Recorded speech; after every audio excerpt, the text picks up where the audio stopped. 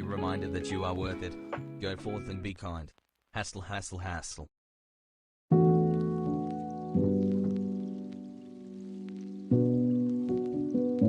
14 months chat, can I get a plug?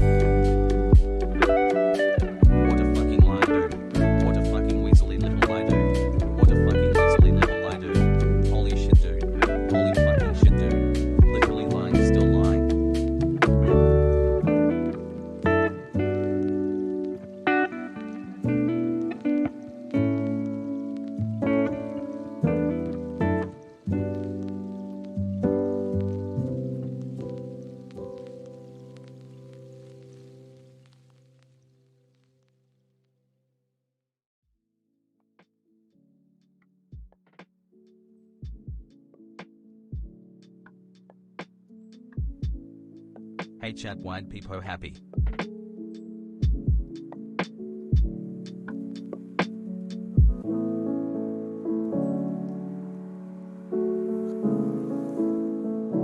Love you chat hassle.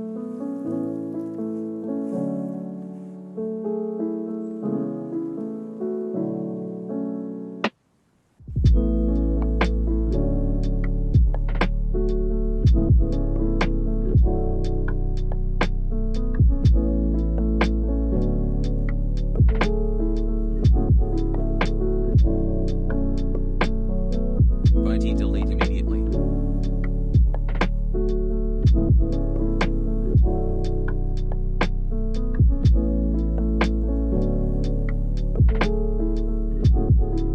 London doing more legs than train.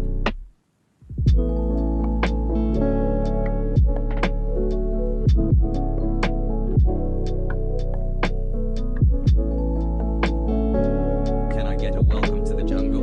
XQCM.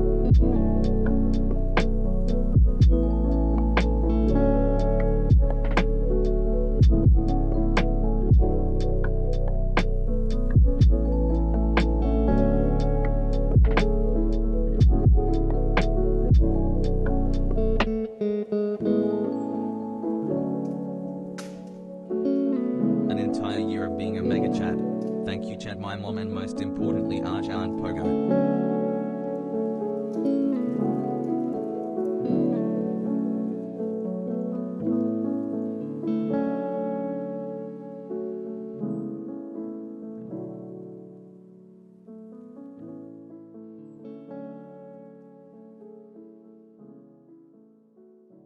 Six months hassle, loved every second of being here hassle.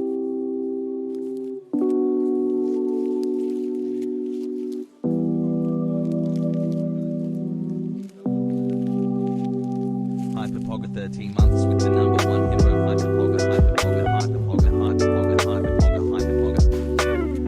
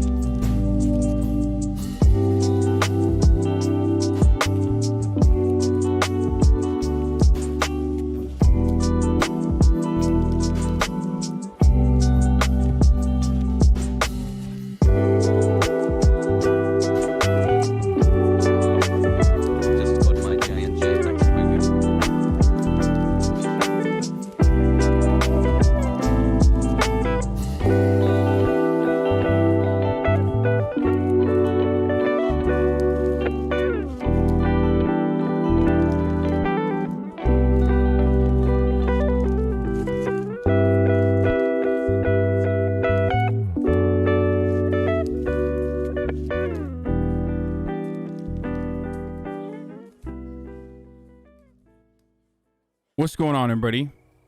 I hope everyone's having a fantastic evening, afternoon, pre-noon, no matter where you are in the world. I'm Hassan Piker, and this is the Hasanabi broadcast coming to you live from incredibly sunny and 79-degree California, Los Angeles. We are live once again, folks.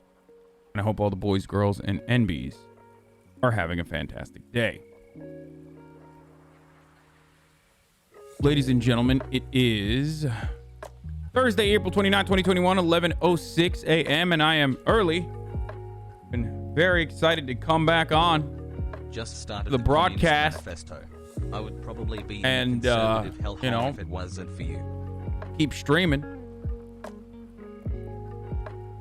Those of you who don't know, I clapped Hades last night. Thursday Finally boss. ended up killing the boss in the game.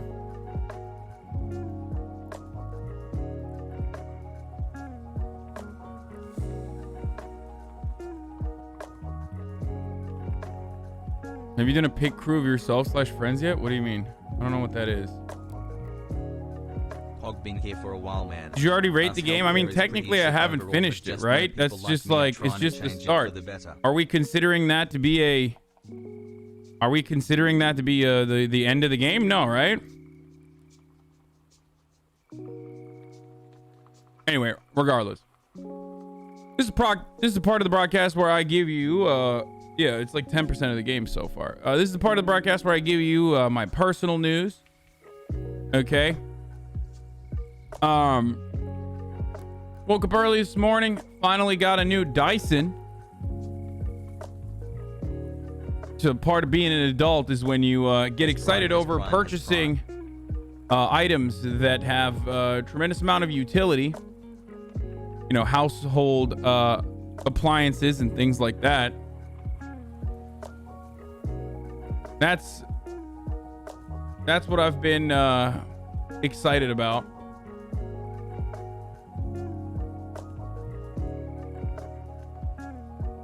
Wait. Just got a new job, Pogu. Sorry, I was looking at a delivery that I have coming in a little bit. Anyway. Dono, what's up? You look good today. Hype right now because my mom's getting vaccinated tomorrow. Love you. Just got a new job. Pog you. Thank you, Saf Daddy. Good congratulations. I don't know why I said thank you. Congratulations, Saf Daddy. What weapon did you kill Hades with? I killed Hades with a fucking shield. Oh, I raided Noel last night. Let's see what he had to say. I love Noel and Cody as well. They're exactly the kind of content creators I love. They're fucking funny. They shoot the shit. They have fun, and also on top of that, they're like, you know, not bigots. Hassan people, hello, welcome. Hello. Thank you, Cool Shima, for the 5 gifted subs. We're in the middle of a Walking Dead game. You're literally coming right really at the climax. Intense. You literally walked in on the big O of this chapter. So, don't spoil it. If you know it, Today maybe at Hasanabi. want to hang, you can hang. No. THX for the content. But if you're gonna bounce, just remember this is the face of the man who's gonna dunk on Hassan. I have a 72-foot vertical. I'm literally gonna drag my tiny little goat nuts across his. Remember that Frogan made a dead mom joke to Noel on stream? Yeah, I do remember. It was one of the most awkward things that has ever happened on this broadcast. When I dunked that basketball on his face. So let's keep streamer. that in mind as we play this game. Yeah, I love him, dude. He's great. Anyway, got a 72-foot vertical. Can you do another chat voice with him? Yeah, maybe. Get that aspect of Zeus shit, bro. Shield is awesome. Yeah, Hades is fucking great. I'm really, really, really enjoying it. Any chance you could add this BT? If that's his girl, he is winning. Yeah, that's his wife, dude. It's his wife to be. Can I send you fish and chips with mushy peas in your P.O. box? Might be a bit soggy when they get to you, bruv. Oi, bruv. Abso-fucking-lutely not. All right? You keep that shit to yourself, bruv. Not interested. All right? Not fucking interested, all right? Not even remotely interested, bruv. Playing at home with Don't my wife do today. it. So excited. Oi, bruv. Mushy peas, bruv. You want fucking mashy peas? 07.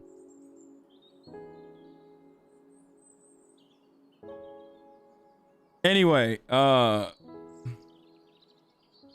bruv, get good at footy, mate. Yeah, you fucking eat the vision troops, and all of a sudden you turn into fucking someone who's good at footy. Yeah.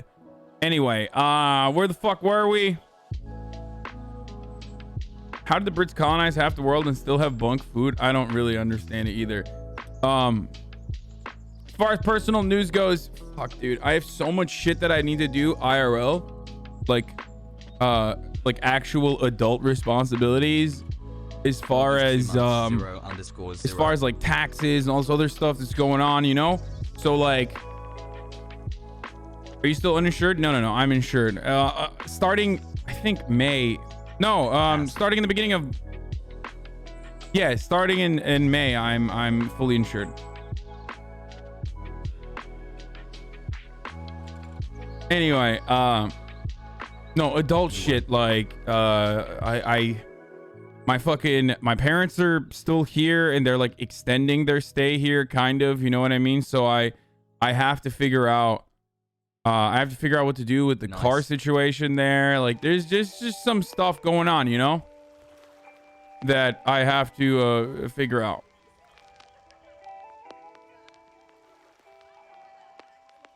What about Gumbo? Who are you paying to do your taxes, dude? It takes a couple days. What do you mean a couple days, motherfucker? I have accountants. Like, accountants, not one.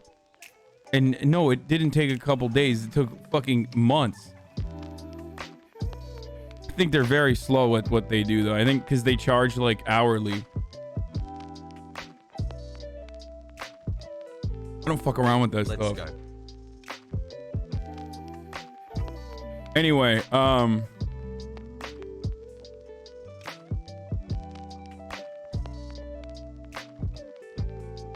you please stop cursing? Yeah, self-employment taxes are fucking crazy, dude. If you guys have ever, like, I've done taxes myself. I've had an accountant for taxes for a very long time. Like, self-employment taxes are a whole different beast, dude. In comparison to fucking having, what do you call it? In comparison to having like appreciate ya. Just employee, like just having your income taken off of your paycheck and then doing tax at the end of the year, it's so different than like having to do your own taxes when you're self-employed. It's crazy.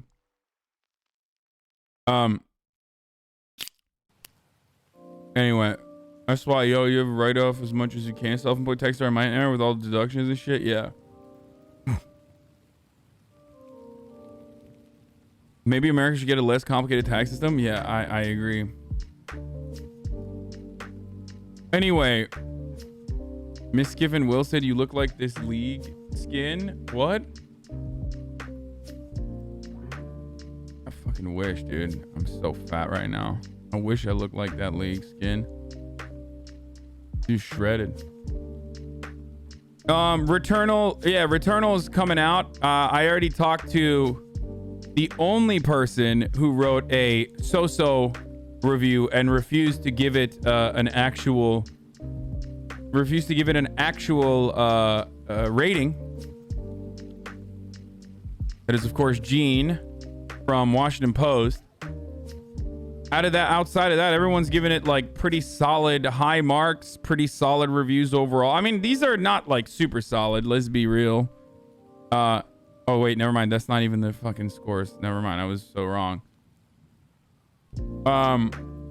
When I first saw Returnal, I thought it looked like, yeah, those are for other games, I know. When I first saw Returnal, I felt like the gameplay of Returnal kind of looked like D is gone, Papele D's gone. Yo, I gotta say something to the 1 year subs that are like definitely Discord frogs. You stop being cringe, dude. Okay, like completely irrelevant. But also on top of that, like I saw what he got banned for, and it's fucking bullshit. Like what he got banned for is literally bullshit. I mean, he definitely should have deleted the VOD immediately, stopped it and deleted the VOD. But like, I'm on his side on this ban.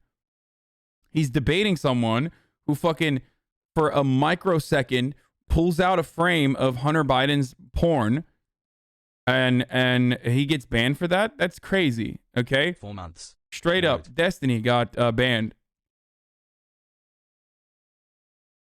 Yeah, he should have deleted the VOD immediately. I don't know why the fuck he didn't do that. Regardless, though, it's this fucking bullshit ban, dude. Yeah, Hassan yet again defending streamers no matter what. Yeah, here's a ban. Of course, I'm gonna fucking defend when something is when something that's indefensible happens to a person. Censored pic too? No, it wasn't fucking censored, dude. What are you talking about?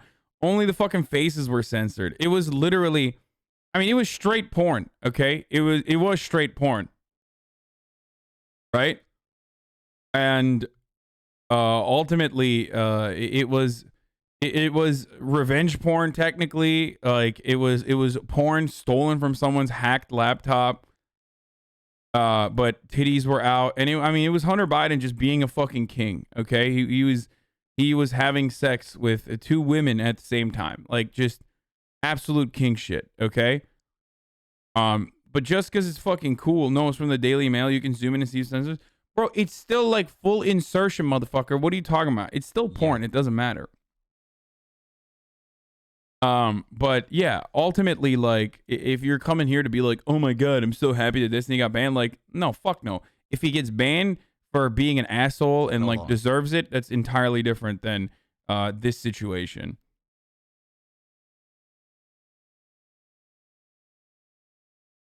You understand? Thank you, Arjan, for 7 great months. I don't know how long the ban is, but yeah. Okay. Anyway, dude, if that's the case, anyone can get banned at any time. Is this a dangerous precedent? No, it doesn't set a dangerous precedent. Have been watching you daily since it's the election on YouTube. It's like if someone got fucking banned for a lady flashing titties and they didn't delete the VOD or something, like immediately. That's why it doesn't set a dangerous precedent. The precedent has already been set by Twitch, which is like you can get banned for anything at any moment, at any time. They don't really do anything. Anyway, yeah, I'm sorry to the weirdos who wanted to get some drama out of this, but I'm not gonna give you that drama. I think it's fucking bullshit. Hassle.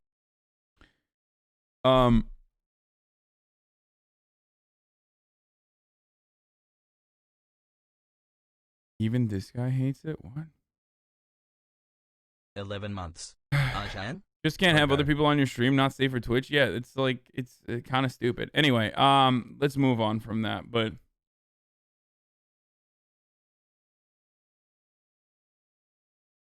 I have already sniped it. I love Nicola. What was Joe's speech about? So Joe gave a speech last night. We're going to talk about that in a little bit. God damn it. Let me just give you a fucking, let me just give you guys a POV for a second here of like other shit, and then we'll get to this stuff in a minute, okay? Oh, I went to the gym today, this morning, but I was too, I had, my fucking buys hurt too much. Will you play Pokemon Snap today? So I didn't,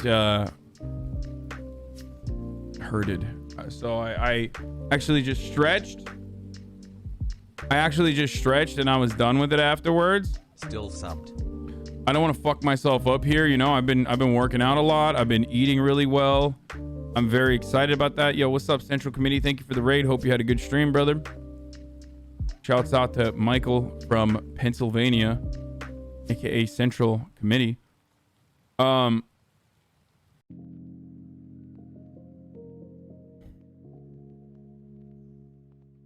But take some of Jeff's money, brother. We'll talk more about Rudy Giuliani a little bit. Anyway, as I was stating,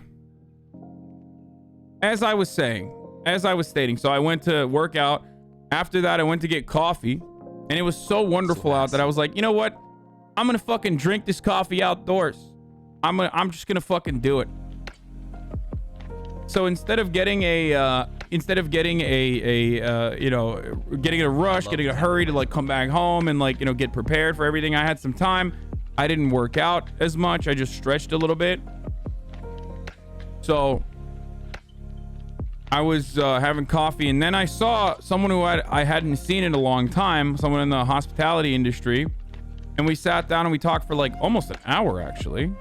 And we were talking about like California restrictions being lifted, stuff like that. Hey, Mike from Park. And I think things are looking up in looking up in the 14 months in the hassle. nightlife and hospitality industry in general in Los Angeles, it seems like. So I'm kind of excited to have like at least a bit of a return to normalcy in that respect. I think that will happen in the middle of the summer. June 15th, I believe, is when it's happening, and Vegas is reopening on Memorial Day weekend, apparently. Like full blown. My second shot is coming up soon, boys. It's coming up soon. So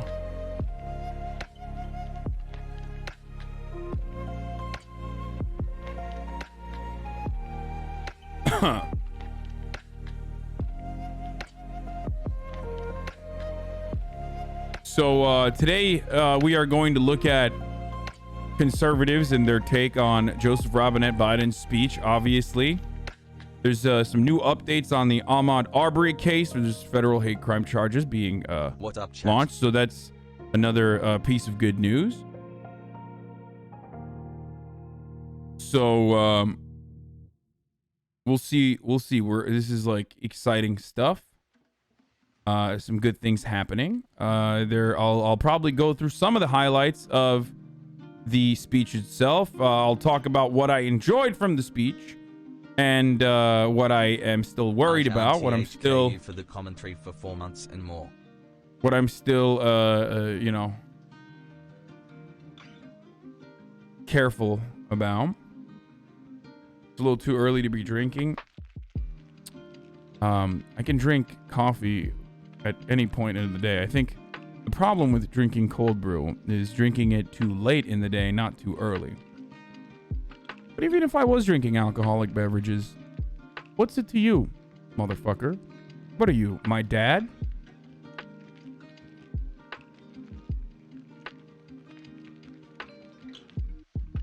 This is exactly what I mean when I say, like, people think that they have just complete ownership over the content creator that they watch. It's very weird, dude. Just fucking cool it, okay? Cool it right now. Calm your fucking shit. It really do feel like I got 30,000 mini bosses sometimes. Anyway. 13 months. Vlog.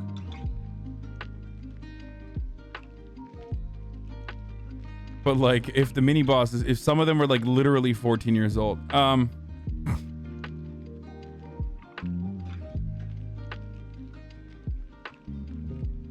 So, on that note, let's tweet out that I'm live. There's a lot of news to cover. So we're going to do that and get started on the day. Okay. Daycare is open. Talking Biden's good speech and hog reactions to it because conservatives hate reducing child poverty and taxing the mega wealthy. What else I gotta talk about? Rudy Giuliani updates too. Also some Rudy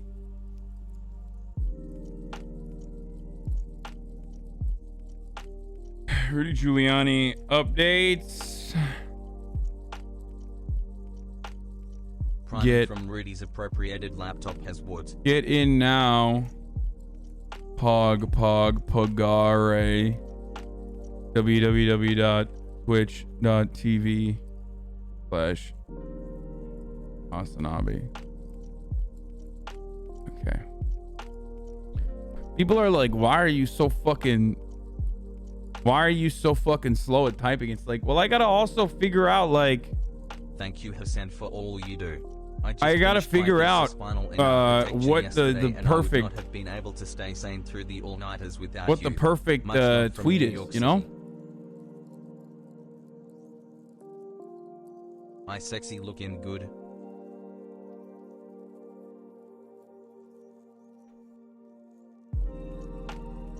There's a Biden rally happening today as well. Clap for that, you stupid in Gwinnett County, where Biden is going to well, this is after he goes to Jimmy Carter's house. Oldest living president in US history, Jimmy Carter. Biden apparently was the first senator to officially endorse Jimmy Carter. I did not know this. On his presidential run.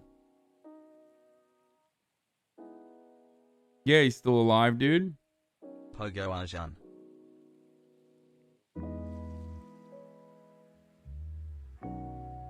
That's what's happening? Yeah, I guess. Wait, what? Now Dems are doing rallies after being elected? Yeah. Good.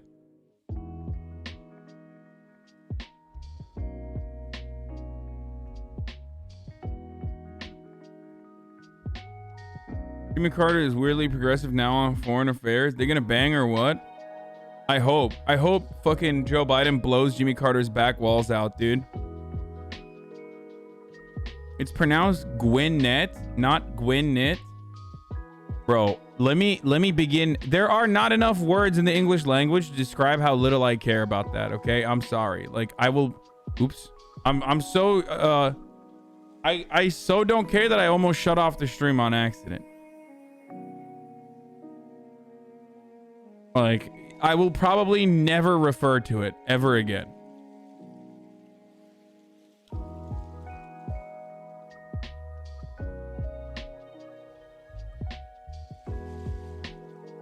Governor Kemp says Biden's expansive proposals will backfire in Georgia in 2022, bringing more GOP voters to the polls. When the Democrats have complete control in Washington, D.C., you can guarantee they'll overreach.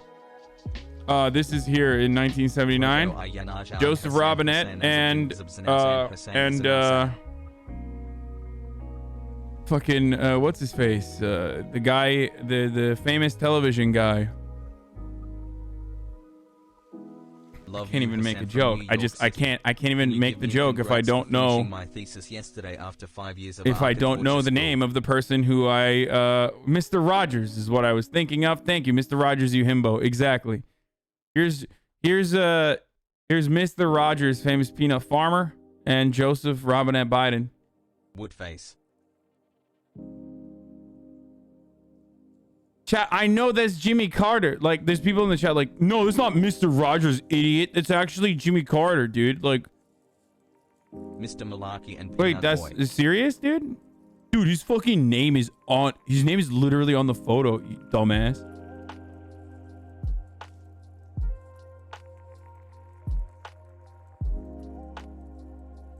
Yeah, Instagram is holding a meme summit. I know Mark Zuckerberg was talking to Tank Sinatra. Who I've known for a very long time, like the other day, just casually doing a live stream, you know?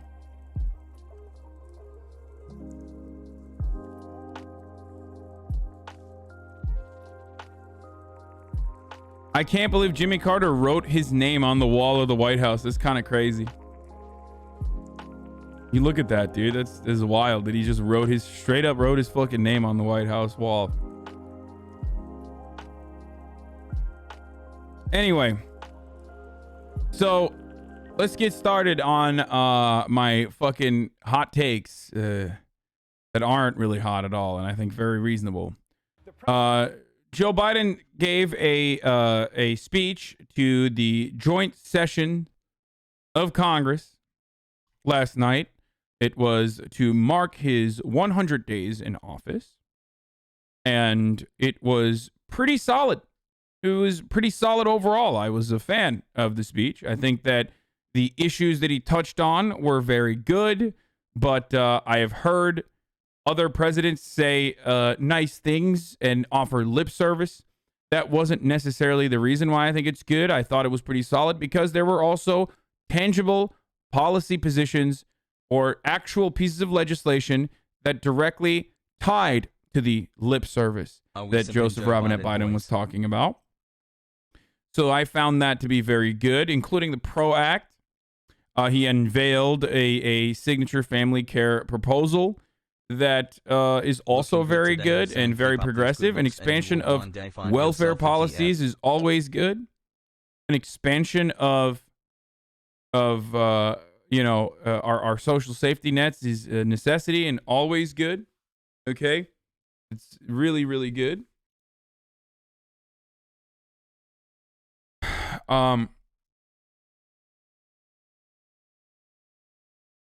Anyway, so I liked it. I liked the speech overall. It was reasonable. Unfortunately, the saber rattling against China and Russia was there, but it was mentioned in perhaps the most positive way that you can mention something like that, which was more so to talk about our competitiveness and how America as a nation needs to get its shit together because we are competing against all these other countries, and we need to, we can't let China outdo us on cybersecurity, or Russia outdo us on cybersecurity. Things that I have talked about before to like rile up the hogs. When remember in the early days of COVID, I would say like, well, I mean, if I don't think that China created COVID, obviously.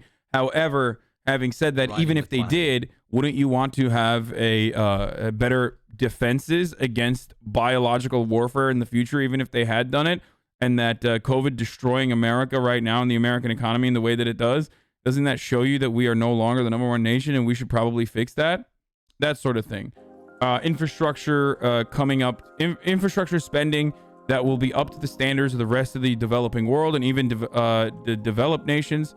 That was a solid way to talk about increasing competition in the international marketplace, like talking about labor reforms from the point of view of making our labor market more competitive.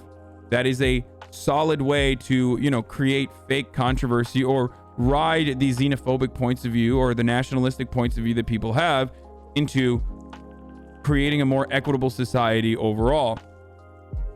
I say this as someone who believes, someone who is someone who is a globalist or an internationalist. Okay, I don't I care about uplifting the entire planet rather than just a singular nation. While I do understand that nationalist rhetoric can be light, patriotic rhetoric can be good motivator for a lot of people. Anyway, so y'all cucks will jump off a bridge if CNN told you to. Absolutely.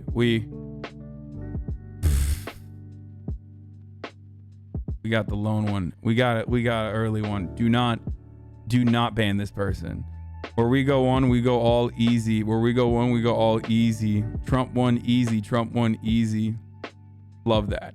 This is probably a fake account, but still love it regardless. Anyway, so let's take a look. Joint session of Congress, reflecting on the key issues dividing the country and unity. For the very latest, we go to ABC's Rachel Scott reporting from our nation's capital. Rachel. It is an ambitious agenda. It's unclear whether or not President Joe Biden even has the support within his own party to get it done. But tonight, the president laying out a plan to address infrastructure, child care, health care. The total price tag on this, $8 trillion, a number that is too high for Republicans. But the president saying tonight doing nothing is not an option. But he is under immense pressure to try and find some common ground with Republicans on his next legislative push. One of the areas tonight he said he is making progress on is the issue of police reform. He says he'd like to get something done by the month of May. And while much of the focus was on President Joe Biden, it was the two women behind him that made history for the first time. Two women sitting behind a president of the United States during a joint session of Congress. Byron? It's literally the least important part of the speech. I'm going to go ahead and say it. Okay? Like, that is straight up. I mean, it doesn't matter. They're still like, they got to keep that up. You know what I mean? They got to talk about like the aesthetics always. Anyway. Thank you, Rachel. For more on the highlights of the presidential address, here's ABC's Trevor Ault. 100 days since I took the oath of office and lifted my hand off our family Bible and inherited a nation, we all did, that was in crisis. The worst pandemic in a century. The worst economic crisis since the Great Depression. Now, after just 100 days, I can report to the nation, America is on the move again. In his first address to Congress, the 46th president of the United States. To be fair, I think, again, I think that he has gotten a lot better. Like, I feel like Joe Biden is the only person that has gotten younger as he assumed the responsibilities of the president. Kind of weird. 4 months. Like, everyone gets old as fuck. I don't know what they're doing. I don't know what kind of presidential adrenochrome he's on right now, but he is. I don't know what kind of sauce he has, but motherfucker's getting younger. You know? Are you planning on talking about Mr. Gonzalez dying due to a knee on the neck? Yes, I'm going to talk about it. Please. Like, yes, police brutality is ongoing. It's literally always happening in the country. Please constantly stop spamming in the fucking chat about another case of police brutality, okay? Please, I promise to you, I will get to every fucking case. Every time someone dies from any sort of police brutality, I talk about it. Please stop fucking asking me. I have an outline. Patience! Shut the fuck up! Oh, God!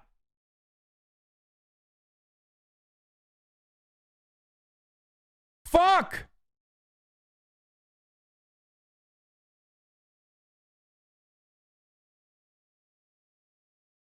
Oh.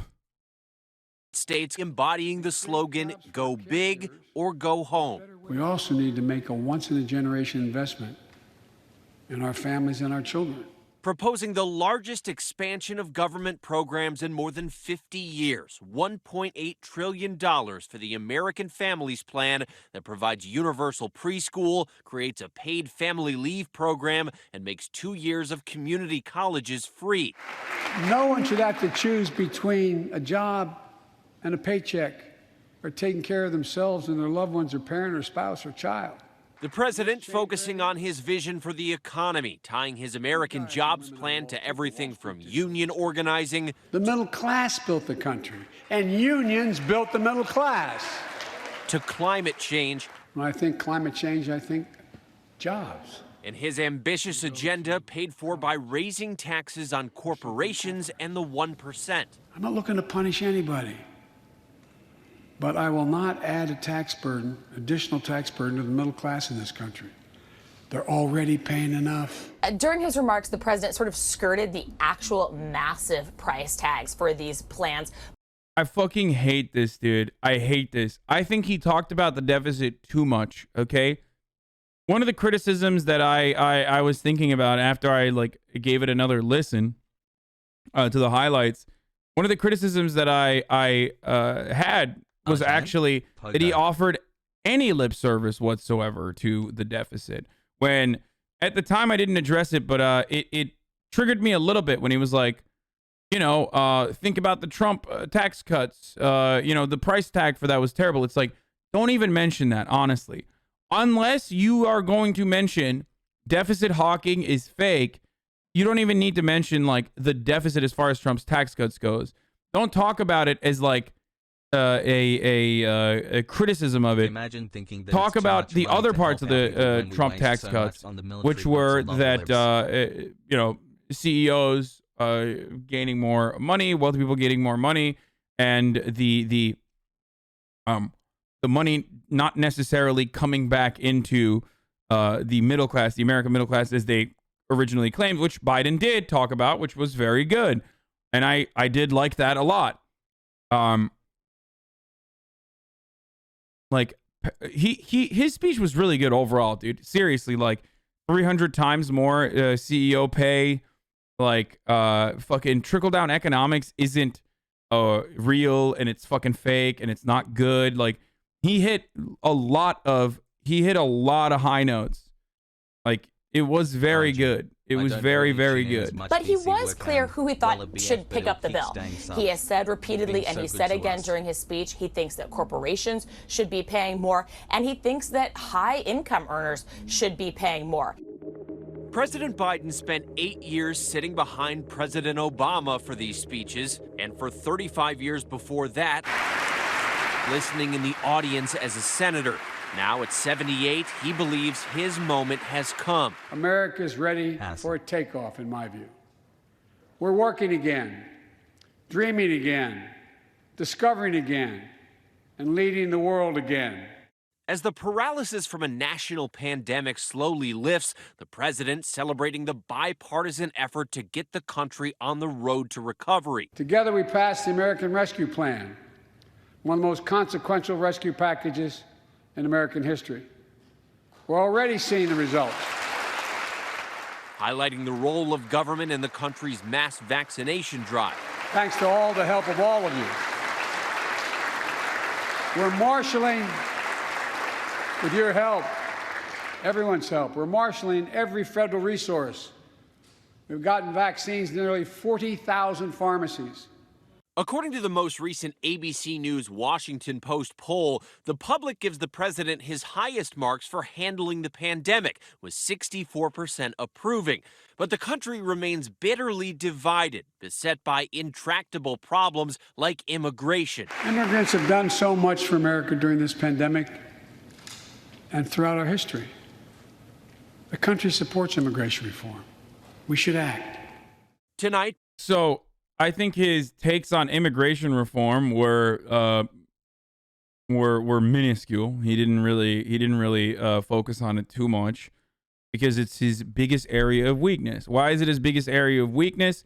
Because immediately, as soon as fucking Trump was out of office, the media collectively decided to start taking dogshit considerations that Republicans have and reactionaries have in regards to like immigrants coming into the country and fucking shit up, totally made up reactionary fantasies, as though they were legitimate. Started covering the border crisis as a crisis that needed to be dealt with, that Biden was doing a bad job with.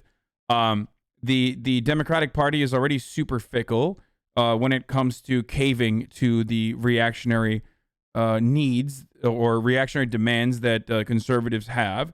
So they caved, and they act like their hands were super tied. He's not using the bully pulpit to effectively whip everybody and consistently talk about how important it is to allow there to be a humane immigration policy into this country and how that would be a legitimate solution. So he didn't do that. He didn't do that here, and I wish he did. Same with how much he talks about the care industry in general, especially elderly care or child care, is very good, but rarely does he ever talk about actual health care for the overwhelming majority of working Americans, adults, as far as an expansion of Medicare, which wasn't even discussed, and even the public option, which it seems like Joe Biden has completely given up on and rarely ever talks about. So that sort of stuff is really frustrating. He talked about, wanting to push for the $15 minimum wage, and everybody clapped for it. Meanwhile, like, the biggest hurdles for this sort of thing The biggest hurdles for him passing any part of his agenda is obviously the filibuster. And even before the filibuster, one of the biggest hurdles for passing anything, even through a budget reconciliation, is, of course, the motherfucker who was sitting there reading his pocket constitution because, oh God, I love the aesthetic plays that these old dipshits make. Like, and I'm, of course, referencing Joe Manchin.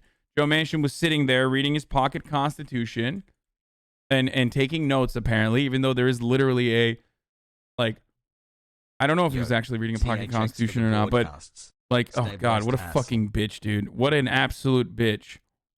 This is all of us. Oh God. No, he was taking notes, I think. I don't know if he was even reading the pocket constitution or not, but, like, I don't know why he was taking notes because, those, the transcripts are readily available, but who knows? I think it was just specifically for, I think this was specifically for this sort of coverage so that people could be like, wow, he's so careful. He's just like writing stuff down. Like, man, fuck off. So this guy, Sinema, Hassan, and a bunch of other senators are the people standing in front of progress. All parts of Biden's agenda that he mentioned last night, can only be completed if Biden increases pressure and even threatens, by way of using Democratic leadership, loss of committee positions on all of these people that are portraying the role of spoiler. And I think Biden should be more aggressive. He should be more aggressive in the way that he approaches this. And that is if they legitimately want to get any of this agenda passed. Hi, chat. Joe Biden could be the most progressive president of our lifetime if he actually achieves everything that he talked about, if he actually accomplishes everything that he talked about. Straight up. But he most likely won't. And the reason why he most likely won't is because, by the way, the most progressive president of our lifetime isn't exactly a fucking metric of success either. It's just relative to our lifetime. Now, why do I say this? It's because, unfortunately, we haven't had many progressive presidents. Do you understand? So we'll see what happens. We'll see his advocacy. And how far his advocacy goes. His speech is good. He's talking the talk. He's starting to walk the walk as well with policy positions, like actual policies that tag along with the problems that he is speaking of. Policies that are actually good in nature as well. From beefing up the IRS for more auditing capabilities of people who have over $400,000 or make over $400,000 a year, all the way to potentially increasing the capital gains tax to make it resemble income tax.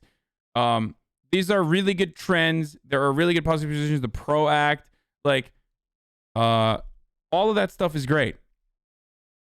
Now, what he needs to do is use the bully pulpit to start whipping the Democratic caucus. Okay? He needs to start whipping the Democratic caucus to ensure that you're talking entirely too soon. No, I am talking about my immediate opinions, and then I'm going to give you my speculation on what is going to happen. Okay?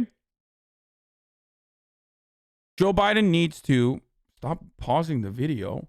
Motherfucker, I'm a political commentator. Go watch the fucking politics videos on your own, idiot. We're not even doing like house reacts. This is literally my job. That's just in the background, stupid. Dumbass on the wrong fucking stream.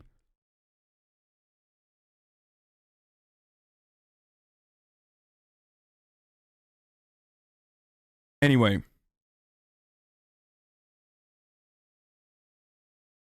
As I was saying, why is Joe Manchin so important? Because even if there is a budget reconciliation where any sort of like a proposal can get passed with a simple majority vote on it, you still have spoilers that are within the Democratic Party that make up the 50 votes absolutely necessary, that have a lot of power and can simply say, no, I'm not going to do this.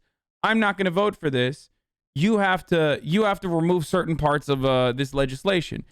That is really damaging. That's really terrible.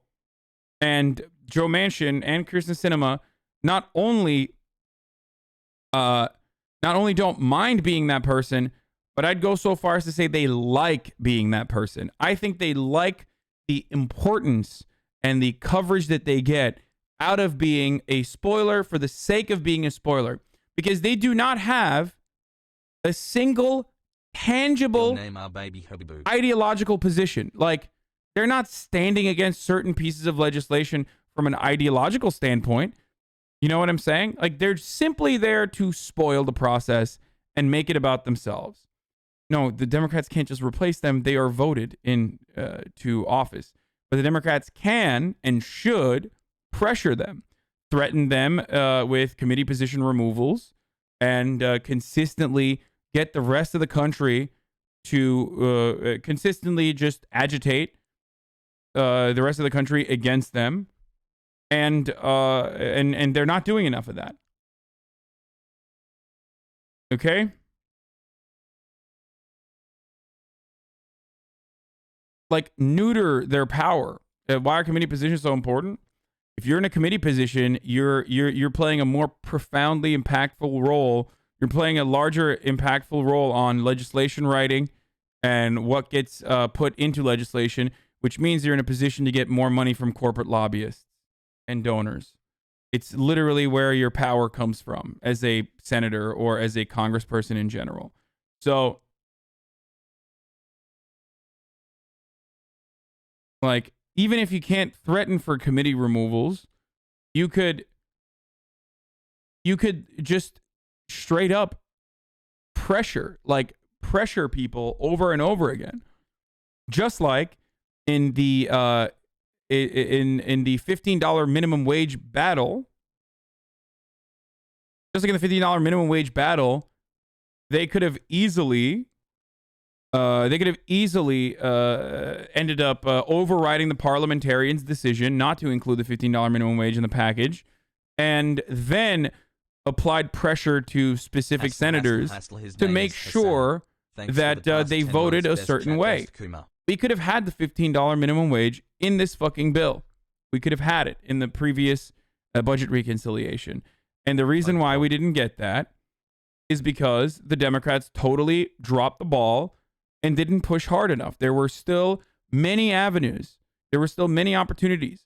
And I'm afraid that a lot of these wonderful policies that Joe Biden speaks of, including the $15 minimum wage, is going to go the same way. Okay? That is terrifying for me. President Biden calling on Congress to pass the immigration reform bill he sent to Congress his first day in office. For more than 30 years, politicians have talked about immigration reform, and we've done nothing about it. It's time to fix it. This comes in the face of a record increase in migrants. 172,000 stopped along the southwest border just in March, the largest total since the early 2000s. And unaccompanied children are the faces of this latest crisis, with right now about 22. No, the $15 minimum wage he has already done through an executive order, but that's just for federal employees. He's already done that, but that's not enough. That makes up a very tiny. That makes up a tiny fraction of the entire workforce that would still greatly benefit from a $15 minimum wage increase. But you can't do that with executive orders. You have to do that through legislation. 2,118 unaccompanied migrant minors in U.S. custody. Biden came into office pledging to usher in a new era of U.S. immigration policy by rolling back Trump's hardline agenda. As part of one of his early executive orders, Biden established a task force to locate and reunite migrant parents and children who remain separated at the southern border. But as of early April, the task force... The refugee cap is still at the same levels of the Trump administration. There's so much that there's so much bullshit that the Democratic Party engages with when it comes to just like the continuation of white nativist reactionary points of view and reactionary white nativist policies, especially as it pertains to criminal justice and immigration, and also on the domestic policy side when it comes to economics, tax cuts. Like, Democrats hate unrolling or rolling back gains that the Republicans have made in these areas, and therefore they're effectively continuing the downward trajectory or the right-wing trajectory of these sorts of hyper-conservative white nativist policies. This is exactly what Obama did too, and this is exactly what Biden is doing in immigration. It's not good, because every time Joe Biden does not move the needle on our immigration policy to a more equitable and more humane immigration policy, and instead continues the ongoing cruelty at the border, he's doing a disservice to future Americans. He's doing a disservice to the Democratic Party's future in general.